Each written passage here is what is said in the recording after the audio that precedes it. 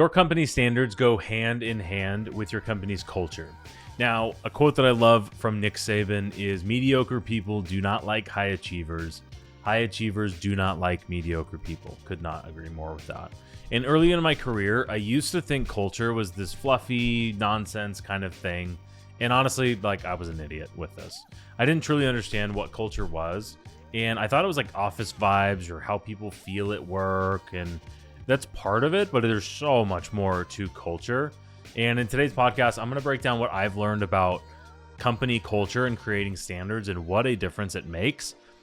The little hinges that swing big doors with it, but also how long it does take to really change a company's culture. Now, this podcast is specifically for team leaders where I share my experience growing my company, Onyx Homes, from the good to the bad, sharing what works, sharing what doesn't. And this is the story of Onyx Homes from start to finish. And if you want the closest possible look of me building this company, go to onyxhomes.com/school. And there's a free community where you get the most access to me sharing the most insights. This podcast is specifically, like I said, for team leaders. I'm trying to share as much as possible so that you have a little bit better time building your team, and hopefully you can do it faster with more profit than I was able to. Okay, so let's dive right in. So standards do not equal culture. This was a big misconception, and something that I made several mistakes on earlier, is actually it can do more damage than good, right? So there's a lot of people who say like your standards are your culture, like whatever you have on the wall is your culture, and that is not even remotely true. And again, it can do more damage. And what I mean by that is your held standards are your culture, meaning the standards you actually enforce. When I was earlier on my business, we had standards, right? We had a way of doing business, but we didn't like enforce any of it. At least not consistently, and certainly not all the time, and it wasn't very clear. And I see team leaders all the time. They say they have these high standards. They say they have these sales process, and I'm guilty of this. And you actually don't. Is you say you have a sales process, you say you have standards, and then your agents just do whatever the hell they want. And we wonder why productivity is low. We wonder why culture is not great. And again, culture isn't necessarily just going out and having happy hours and going to events and doing all those things. Sure, that's part of it, if that's part of your culture, but that's not the important part of running a business. Now, I'm going to share you two stories that absolutely shifted my mind on culture overall. Both are from my company. I actually have three stories. I'm going to share a totally different story at the end that really unlocked like why this is so important. This is very recent. Okay, so the first one was a story in 2021, so 3 years ago. We hired a ton of people. We went from a small team of, let me back up. We went from a small team of like a really grinding culture, and we really worked hard together. It was, 12 people in a little tiny office, and we were all on the phones. We were all grinding. We were all doing a bunch of deals, making a bunch of money. It was great. And then we grew.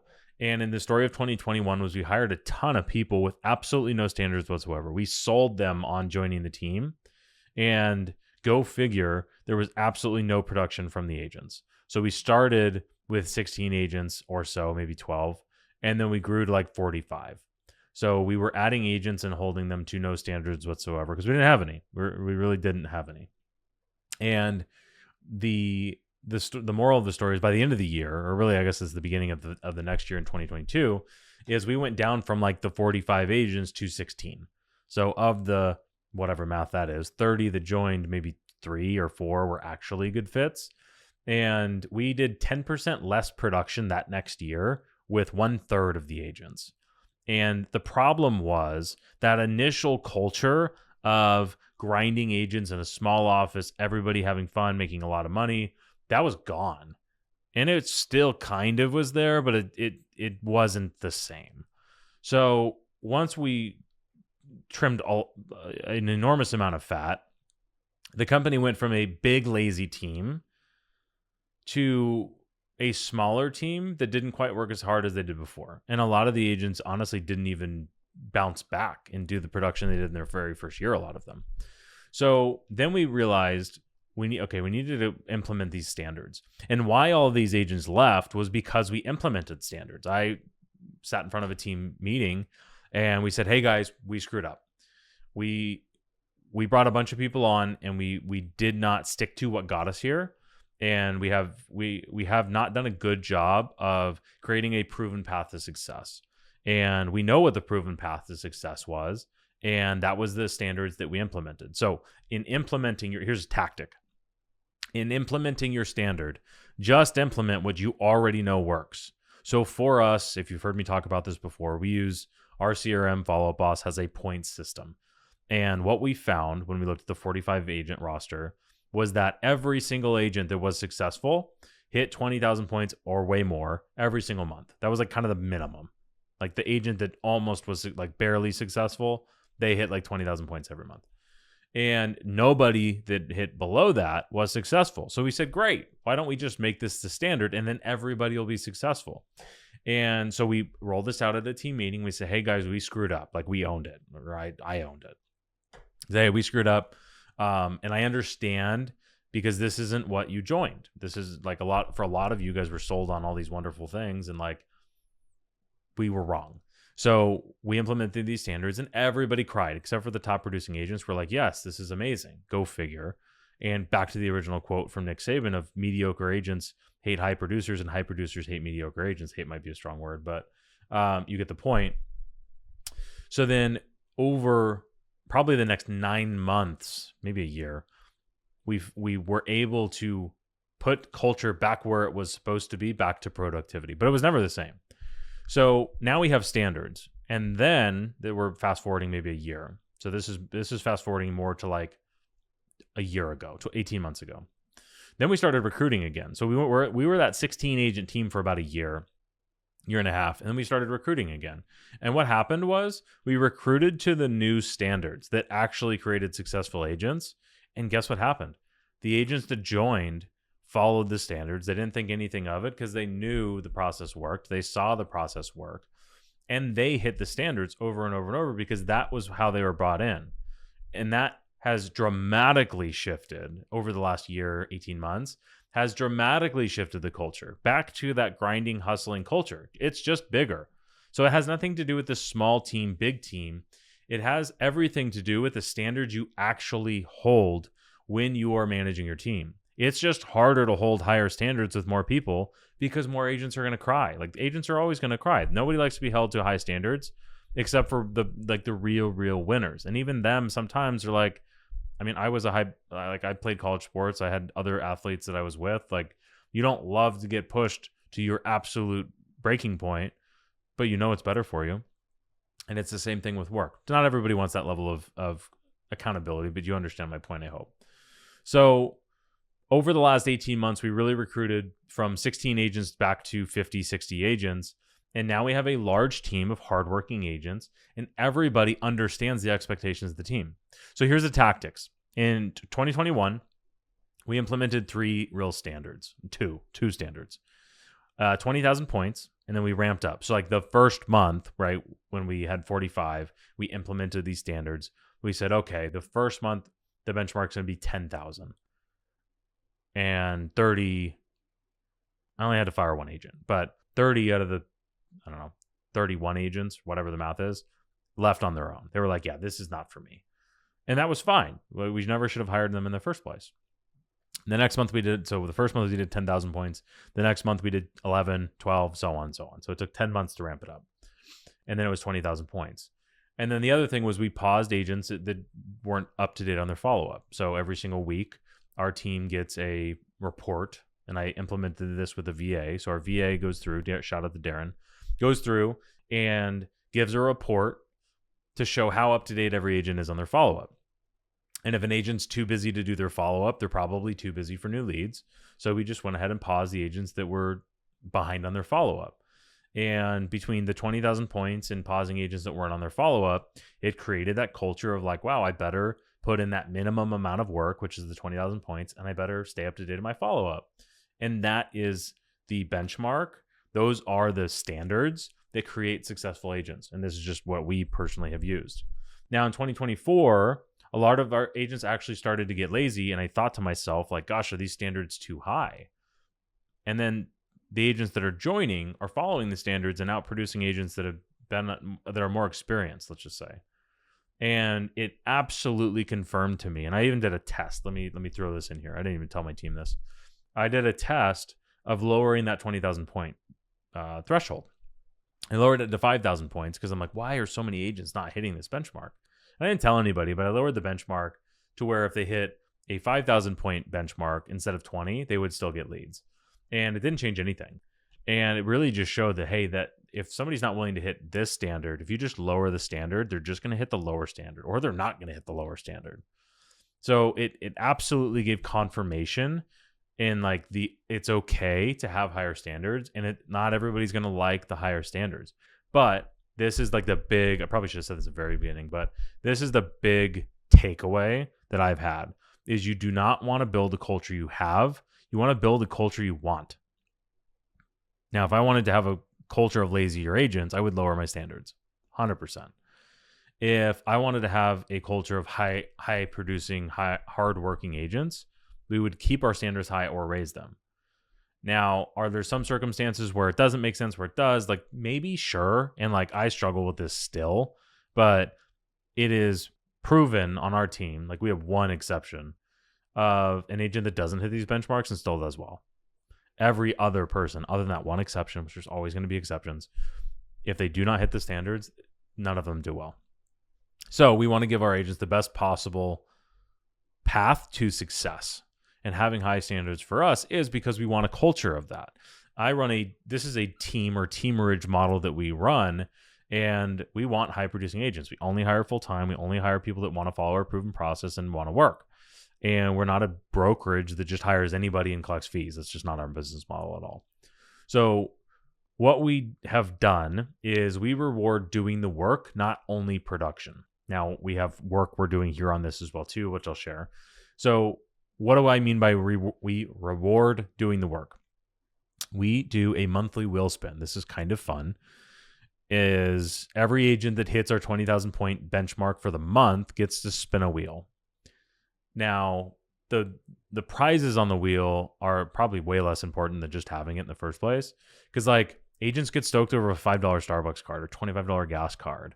The big things we have on there are like a $500 marketing credit where they can go spend $500 with our marketing department. It's on the house, right? That's super exciting. And that's even money that goes towards them doing more deals, which that's a win-win anyway. So we do a monthly wheel spin. This cost me like, with 50 agents, this ended up costing me like $2,000 a month. Probably the best $2,000 a month I spend, period.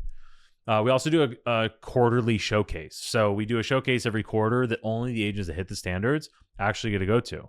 Now, this creates a lot of little fun competition for the agents that maybe wouldn't hit the benchmark otherwise, but they don't want to feel left out from going to this fun, cool thing we do every quarter. And honestly, we're going to probably do an event anyway. And this just makes it to where like only the people are allowed to go that are actually productive, which is what we want. Now, the new lesson is, this is a lesson I'll share with you, is reward fast, really fast, as fast as you can. And this story comes from acquisition.com, Alex Hermosi's company. I talk about them a lot. It's been on my mind because we went through their workshops this year. We allocated our coaching budget to that instead of in the industry stuff. And this was one of the biggest things I took away was their culture, which I'm going to go way more in depth on. But as far as rewarding fast, they explained it like if you like training a dog. Now this might sound terrible because we're talking about training agents, but if you're training a dog and you train the dog to sit and you waited a month to give it a treat after it sat, it would have no idea that's what the treat was for. And humans aren't really too terribly far off on this, especially with our attention span nowadays. It's short.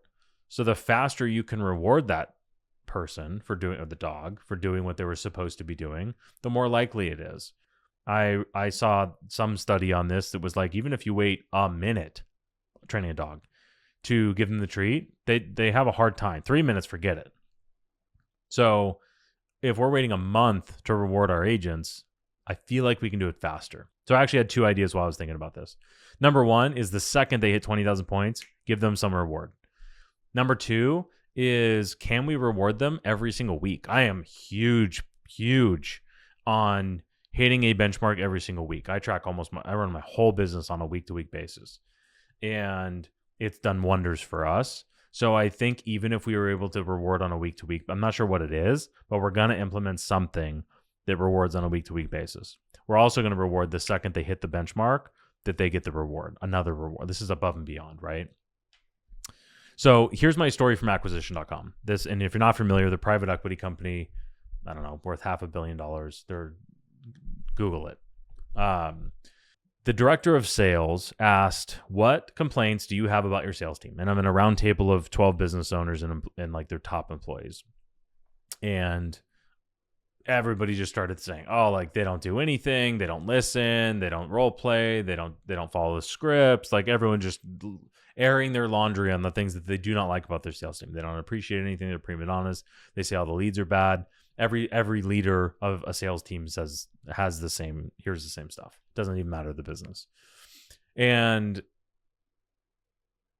he said, what are the frustrations you have with your sales team? People said all these things. And he says, well, my sales team has a culture of, he said the words culture of at least 20 times in 1 hour. He says, my sales team has a culture of getting up at 5:30 in the morning before they're even on the clock. And they do it on their own time because they have a culture of being the best. Wow. Like, could you imagine if you had a culture in your real estate sales team of your agents go role play before you role play so that they can be the best? You imagine how many sales you'd do. It'd probably be more. I know for my team, it'd be, oh my God, so much more, right? Even getting agents to show up to role play is hard. Now it's 1099 versus W-2 employees, a little bit different, but like killers kill. Like salespeople that are high producing salespeople, they want to be the best. And this is what I'm trying to do moving forward, is create a culture of exactly what we want. And what that actually required me to do was to take a step back and like, what do we want? And that is even something I'm struggling with a little bit right now. Is like, yeah, I want high producing salespeople, but it's like I also want to create a place that like people love to work. I don't want just a grinding coffees for closer environment. Like that's not the culture I want. So it's like, where's that balance? And that's something I think every team, every leader, regardless of industry, has to figure that out. So I want to create a culture of we reward immediately when an agent does what we want them to do, or what they should be doing, however you want to say that. Constantly reminding everybody, remind them of the 5-star reviews, remind them of the scripts, remind them about consistency. Create your own, this is how we do business. Now, pro tip here is to make your standards crystal clear. This is kind of looping back in. Making your standards crystal clear and easy to remember, right? The 20,000 points, weekly follow-up reports, and then our agents show up to our Wednesday meeting in person only. That's the standards for our company. Overall for this, here's kind of some takeaways before I'll wrap up here, is number one, first and foremost, your standards are not what you write on the wall. It's the standards you hold. And the standards you hold will equal your culture. At least this is what we've found. If you lower your standards, you're lowering what you're willing to accept. And that quote from Nick Saban of mediocre players hate high performers and high performers hate mediocre players is true. And you really can't have a culture of both unless you want to have a split down the line of these guys are over here and these guys are over here and they get treated differently. That doesn't sound like a great culture anyway. So anyway, that's my first takeaway, is the culture, the standards you hold is your culture. And then rewarding your agents, your staff even, for doing the things that they need to be doing, that you want them to do. Reward them faster. And it doesn't have to be huge monetary things. You don't need a $5,000 bonus for somebody doing their follow-up, that's their job.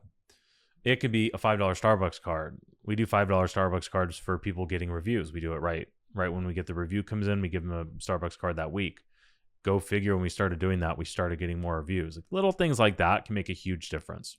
So creating and holding standards, the biggest thing is when you feel like you need to make an adjustment to the standards, think long and hard before you actually change anything. Does your standard actually make sense? Did you pull it from thin air? Or is it, hey, based on all of this proof, this is why the standards are the way they are?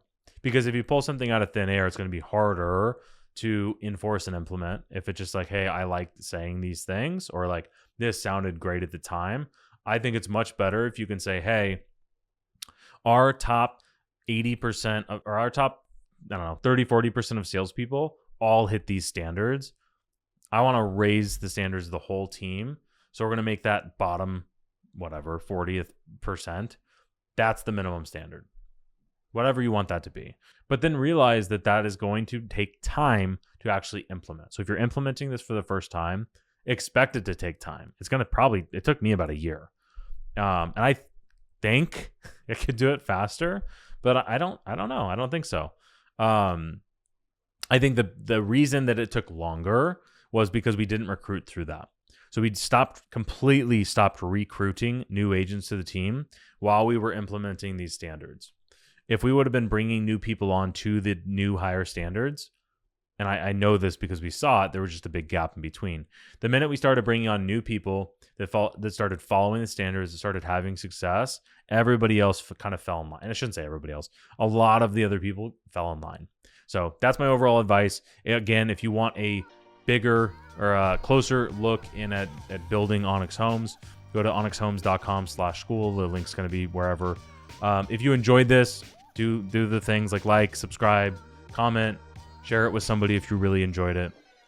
I make this content, specifically this podcast, I wish I could have learned a lot of these lessons without having to go through the pain myself. Especially these early episodes that I'm making are like the most painful decisions or mistakes that I made, and I'm hoping you can learn from those. That is episode 3 on creating and holding standards. That's another one down in the story of building Onyx Homes from start to finish, and I'll see you in the next one.